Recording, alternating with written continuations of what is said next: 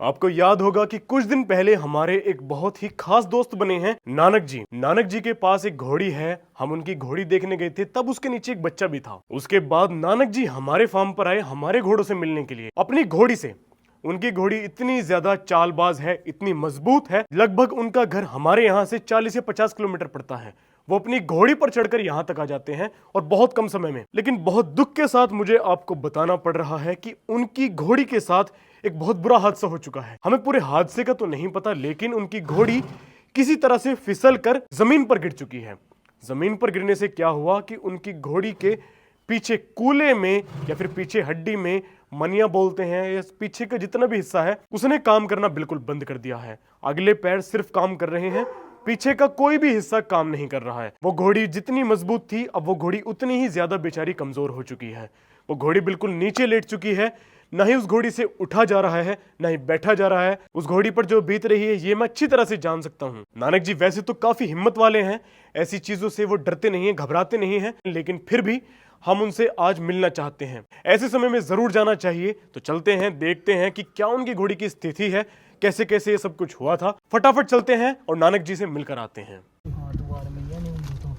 तो जैसे ही हम नानक जी के घर के बाहर पहुंचे, हमें तुरंत घेर में लेटी हुई वो बेचारी घोड़ी नजर आ गई। जिस घोड़ी को मैंने अब से लगभग 1 महीने पहले उड़ते हुए देखा था, आज मैं उसे बिल्कुल जमीन पर लेटे हुए देख रहा हूँ। ये बेजुबान बोल नहीं सकते, लेकिन उसके शरीर से मैं महसूस कर पा रहा हूँ कि इसको कितना दर्द, कितनी तकलीफ हो रही होगी। मैं महसूस भी इसीलिए कर पा रहा हूँ क्योंकि अब से लगभग 1-1.5 साल पहले हमारा एक घोड़ा, जिसका कि नाम बादल था, वो भी इसी तरह से इसी कंडीशन में आ गया था। फिलहाल नानक जी ने इसके चेहरे के नीचे एक कट्टा लगाया हुआ है ताकि ये रगड़ रगड़ के उसे छील ना ले। इस पर नानक जी का क्या कहना है, जरा उनसे ही सुन लेते हैं।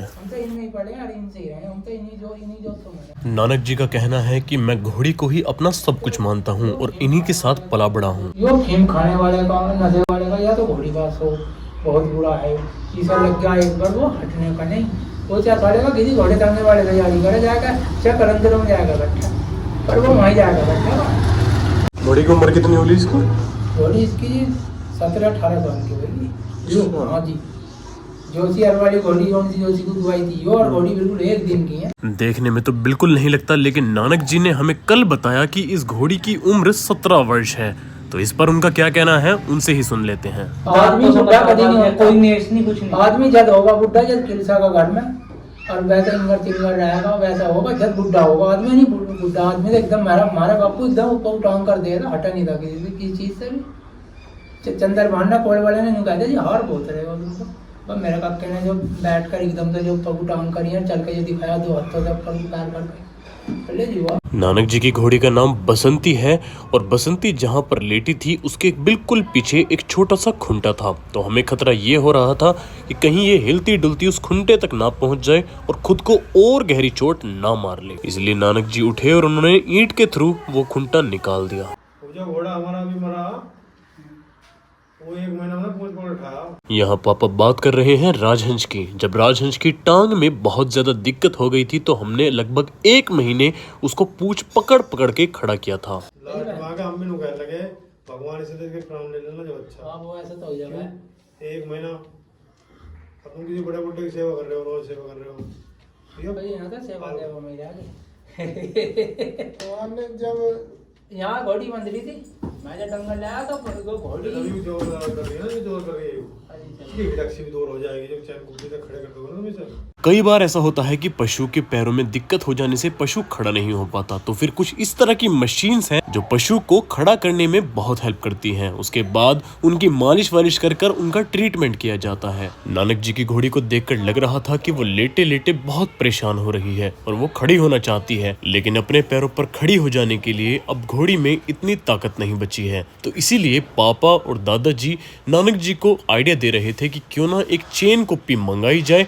और ऊपर बांधकर इसके पैरों में चेन डालकर उसको खड़ा किया जाए। और देख लो करके जो हाँ, इसका दिमाग चैन कुप्पी तो उसका मिल सका, पूरे समर से बिल कट है वो बड़ा। हाँ उसी से मिल गया इसमें वो उसकी चैन कुप्पी, उसकी चैन कुप्पी पाइप को ना लेके पाइप को ऊपर गए तो हाँ उसी में उसमें पड़ गया कुप्पी हुई। इधर नाम को भगत जी का एकदम आ गई अभी वो भी तो चाहिए बीच में, पेट में क्या पाओगे भाई? पेट में ले पेटी हो जो फेंकते वाली है वो किसी को मिल जाए, वो मजबूत रहे। पट्टी वाली चलो सभी देख पट्टे हैं बहुत, वो टू चैन ट्रैक्टर खींचने के वो ज्यादा जो नंबर गन्ने वो के ट्रांसफार्मर थोड़ा काटने थोड़ा पट्टा चलो सभी देखेंगे जाओ। घोड़ा एक ऐसा पशु है जो नाम मात्र को ही नीचे लेटता है, नाम मात्र को ही सोता है, वरना वो पूरे टाइम खड़ा ही रहता है। और जितनी ज्यादा देर के लिए बसंती नीचे लेटी रहेगी, इसके शरीर में खुद ब खुद नई बीमारियां जन्मने लगेंगी। बसंती जब से नीचे लेटी है, न बसंती खा पा रही है, ना ही मलमूत्र कर पा रही है। इसी वजह से ये बहुत ज्यादा परेशान हो चुकी है। पट्टे उठाने की कोशिश कर रही है।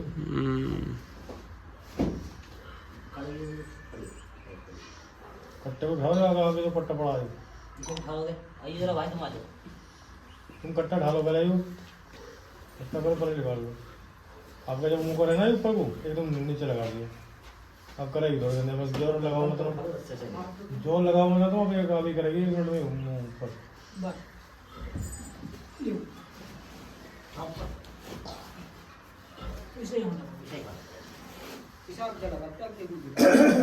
हाँ वहाँ कोई मतलब नहीं, माता रस्सा बंदरा जाने के नाम है घोड़ी।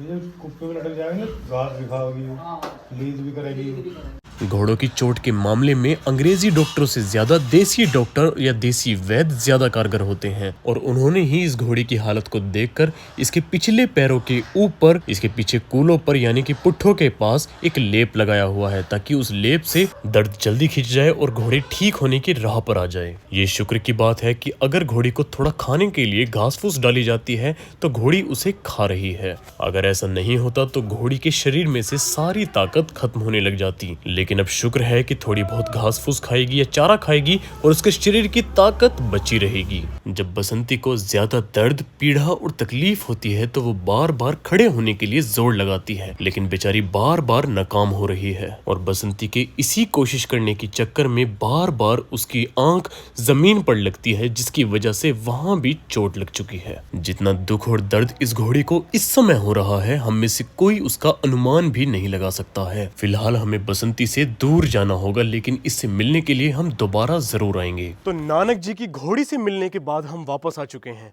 नानक जी बहुत हिम्मत वाले इंसान हैं और वो लड़ रहे हैं इस चीज़ से। मुझे पता है कि उनके शरीर पर तो कुछ नहीं दिखेगा, लेकिन उनके दिमाग में कितना स्ट्रेस है ये हम समझ सकते हैं। क्योंकि जब हमारे राजहंस को, जब हमारे बादल को ये सब कुछ हुआ था, बीमारियाँ, टांग में चोट लगना और फिर धीरे धीरे धीरे धीरे खत्म हो जाना, ये सब कुछ हम सहन कर चुके हैं और हमने सब कुछ देखा था। अब घोड़ी के साथ बहुत ही बुरा होने वाला है। इसकी ज़िंदगी बचे या ना बचे उससे कोई दिक्कत नहीं है, ठीक है। कई लोगों के मन में ये सवाल आ रहे होंगे, बिल्कुल आ रहे होंगे, लेकिन इसका मतलब ये नहीं है कि हम कोशिश करना छोड़ दें। जब कोई व्यक्ति या जब कोई पशु या पक्षी बीमार होते हैं तो वो यही सोचते हैं कि हमारी कोई ना कोई मदद करे, वो मदद की गुहार लगाते हैं। ऐसा बिल्कुल नहीं है कि हमें अगर चोट लग गई है, गहरी चोट लग गई है तो हमें छोड़ दिया जाए या ट्रीटमेंट ही ना किया जाए। हमें बिल्कुल आखिरी दम तक मेहनत करती रहनी चाहिए और कोशिश करनी चाहिए। क्या पता भगवान ने क्या लिखा हुआ हो। तो देखते हैं, नानक जी को हम भी कोशिश करेंगे कुछ ना कुछ अपने तरीके से बताने की। नानक जी भी बहुत नॉलेजेबल पर्सन है, तो देखते हैं घोड़ी के साथ क्या होता है। भगवान से दुआ करते हैं कि उनकी घोड़ी बिल्कुल ठीक हो जाए, वो भी जल्द से जल्द। फिलहाल दोस्तों इस वीडियो में इतना ही। वीडियो पसंद आई हो तो लाइक करना, शेयर करना, सब्सक्राइब करना। दिस इज अभिनव हून, ओवर एंड आउट।